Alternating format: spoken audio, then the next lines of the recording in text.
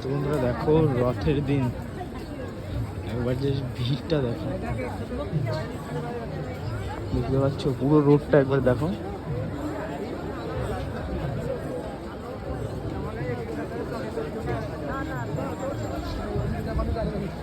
সেরা লেভেলের কিন্তু ক্রাউড। সামনেই কিন্তু রথ রাখা, আর ওই যে মন্দির, মানে প্রচন্ড লেভেলের কিন্তু এখানে ক্রাউড।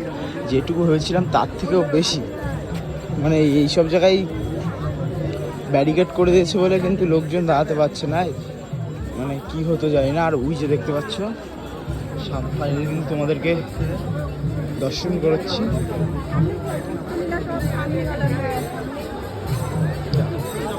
হ্যাঁ যাবে